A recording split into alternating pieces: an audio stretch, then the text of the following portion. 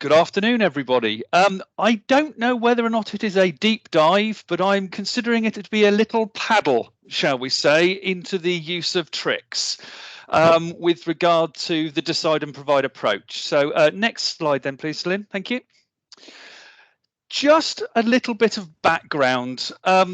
Glenn alluded to it, and so did Lynn in their discussions earlier, that TRICS has been doing surveys since the beginning of the 1990s, and the database contains surveys even before that time. So you can go back even into the 80s with regard to surveys, and they are all available. So it's the use of this data, this historic data, that can be used to the advantage of decide and provide. The multimodal data we started collecting in January 2000. So anything before that time is mainly vehicle only surveys. So you will see that as we progress on through this presentation and we move into the historic trends, you will see that there is an introduction of multimodal surveys as we move through the various trend periods. One thing that should be noted really is TRICS is a historic database. Every record within the database is a record of travel behaviour for that individual site on that particular day. As Glenn said, it is not a crystal ball. It is a historic document. So we can use what we have seen in the past to inform the current and then hopefully the future. But one of the things we really have to dispel is the myth that TRICS promotes predict and provide culture. It doesn't, because it is a record of survey information. It's the way that people use that information which actually is important. So it's the way that we as professionals use that historic data that is either going to influence the decide and provide approach, or whether or not it is used in a way that is going to go with the predict and provide culture. So the production of this document is hoping to steer people towards a better use of the data to promote the decide and provide. Next slide, please, Lynn. Lynn, can I have the next slide, please? Yes, sorry.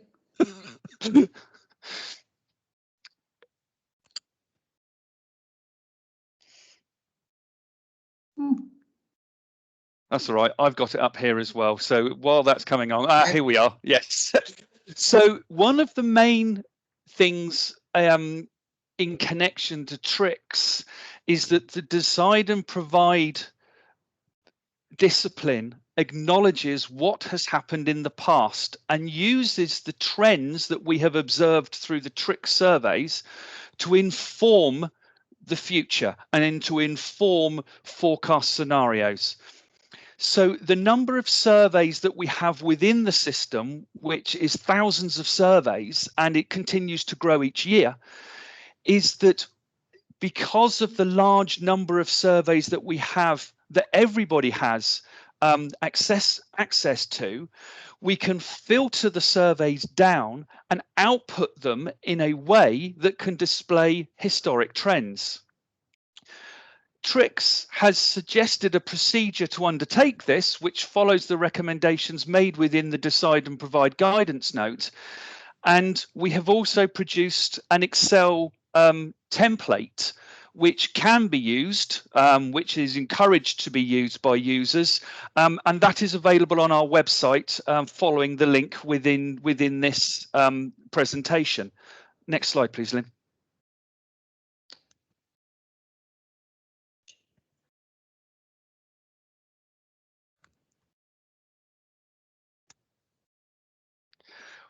What the next slide is going to show you, there we are, is a typical output from the historic trends template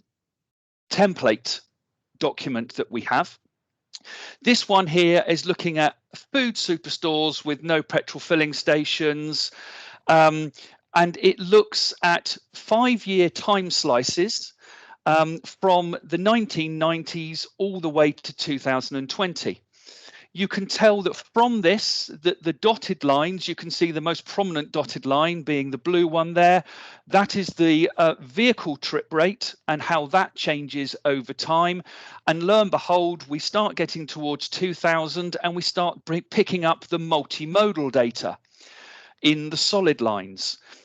What's interesting here is not only are the vehicle only trip rates reducing, so the middle blue lines, but also the total people movements are reducing. That could be for many, many reasons. And as Glenn alluded to, it could be due to technology, with people having home deliveries and the like coming in. It could also be the introduction of the discount food superstores, removing or spreading out the number of trips to multiple stores, so people have a more varied point of purchasing foodstuffs. But as you see, this gives us a very good idea of what has been observed all the way back from the 1990s and going on. However, care must be taken when looking at these trends, because if you were to follow a straight line trend with regard to total people movements into and out of stores, if you continued that down, you'd have negative trip rates within 10 years. So you have to have a sense of reality on there with regard to plateauing and the like as well. But it does give you a good idea of what happens. Not all land uses or locations are displaying similar trends to these.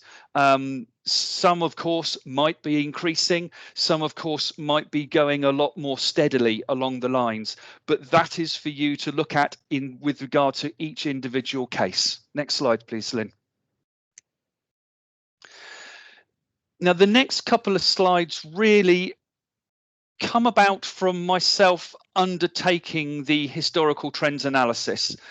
I started doing it one particular way, and then I found more efficient ways of doing it. And these are my suggestions, that if you are undertaking historic trend analysis, to save a little bit of repetition and getting completely annoyed with having to do multiple trip rates, I have found that if you do it in a certain way, it minimizes it. So when you come to your first screen, I think the way that I have found best is to just concentrate initially on the vehicle only segments. So you therefore do your five-year segments for all of your vehicle only. So you might have to undertake 6, 7, 8 outputs for your vehicle only, and then you go back and you do it for the multimodal as well. One thing you must really remember is when you get to your primary filtration page, is that the filters that you use have to be the same for each of the 5-year time slices, or for your chosen year time slices. And in the bottom left-hand corner of the primary filtering stage, that is where you will find the date ranges for your outputs. So for the ones that I have looked at, I have chosen a 5-year period, as you can see from this slide. So from the 1st of January 1990 to the 31st of December 1994. So you get a full 5 years worth. If by chance you have a larger sample size, you might decide to reduce that to 4-year time slices.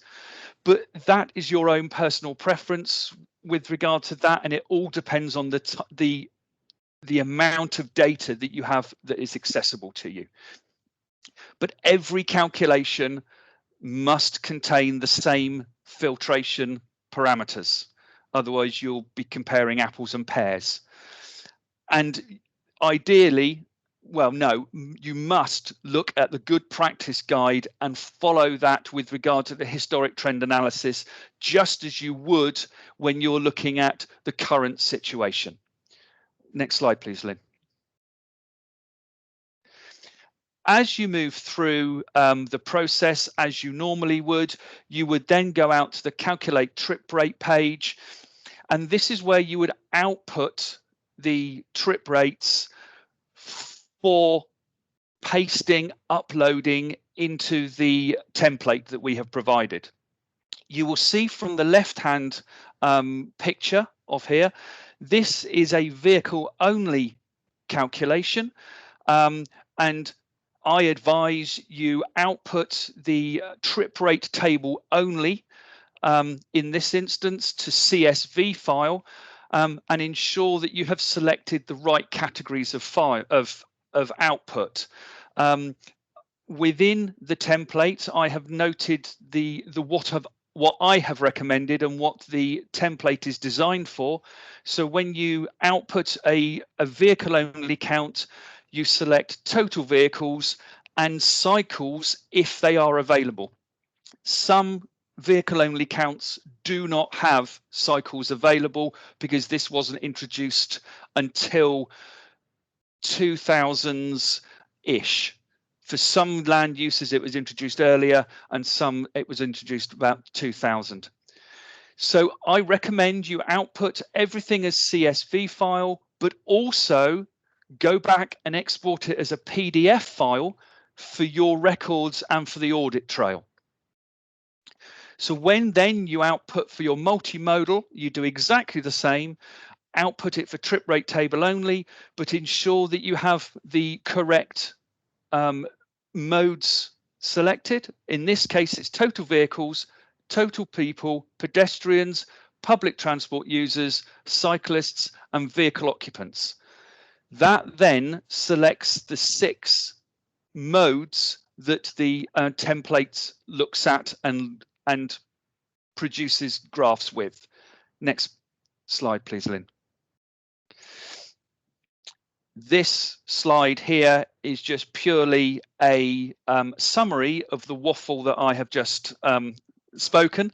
But as you see, it just reiterates the main modes of transport that you select for vehicle only, multimodal, how you should output it as CSV and PDF just for auditing purposes.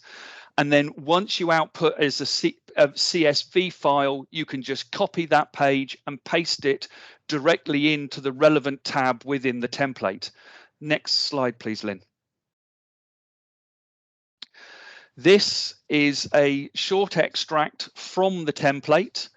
On the left-hand side, you will see the main page which you can input data into. The green cells there show you that you need to input data. So you put your license number, who you are, and things like that with regard to your organization, the land use that you are looking at, the various trip rate parameters. The main reason for the next little section, the primary filtering, is to ensure that you maintain the same primary filters as you go through multiple trip runs. So this particular run here, we're looking at dwellings, and the number of dwellings is between 50 and 150 for weekdays in an edge of town location. It also means that if you do some initial work and then you pass it on to somebody else, they can continue your work. This is where also you put down the years that you're using for your various time slices. And the right-hand side there shows you just one of the tabs where you paste in the CSV information from TRICS. If you paste it in correctly, it will output the graphs correctly. So you just have to make sure that you've selected the correct user modes when you output it. Next slide, please, Lynn.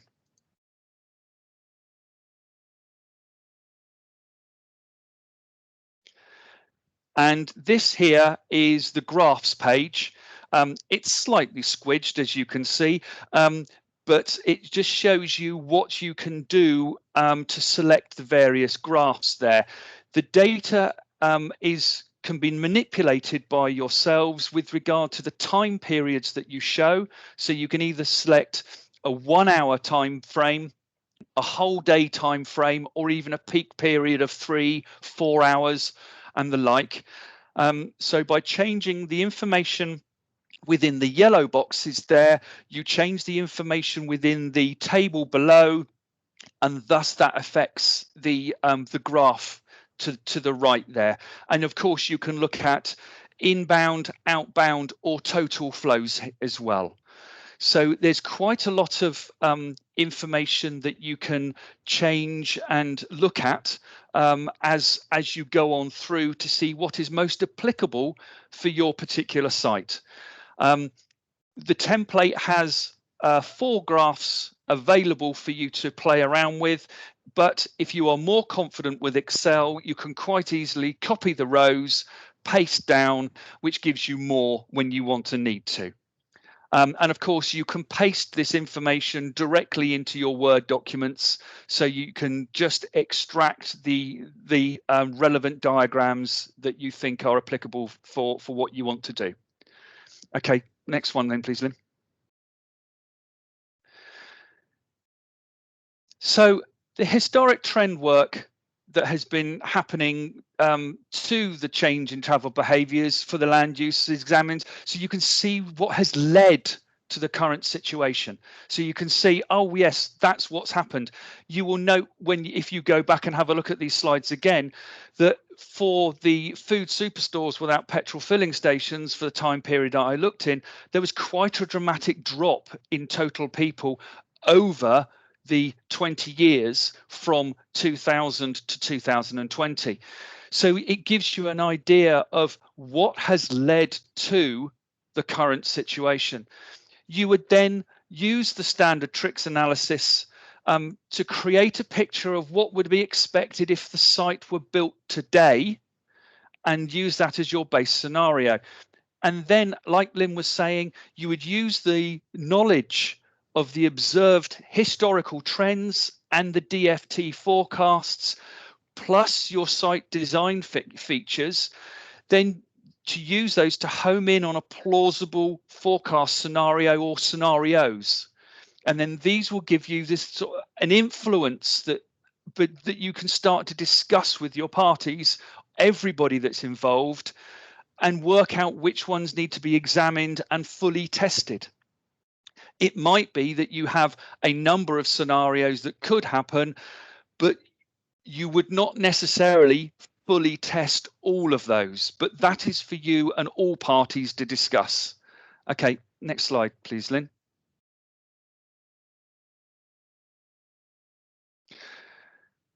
Lastly, this is probably also one of the most important to me, is that decide and provide doesn't stop there.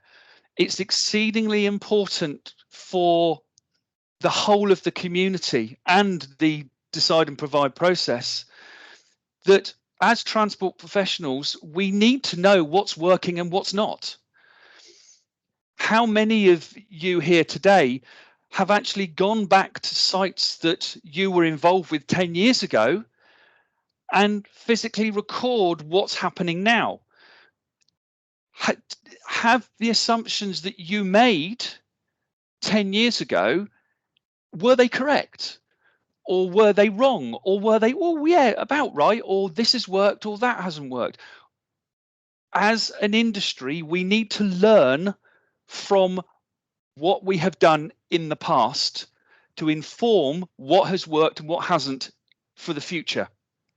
We need to ensure that every pound spent on constructing a development is value for money, is worthwhile for the local population, and is also non-detrimental to the environment. It is really, really important that we get this right. And to be able to do that, we need to survey independently what is happening. So then we don't follow an incorrect path or make things worse. And the use of the TRICS SAM survey process can support and strengthen your monitoring and evaluation plans to ensure that all the surveys undertaken are standardized, unbiased, and the data is available for you all in the future as we move on to progressing other sites. Thank you very much. That's me done.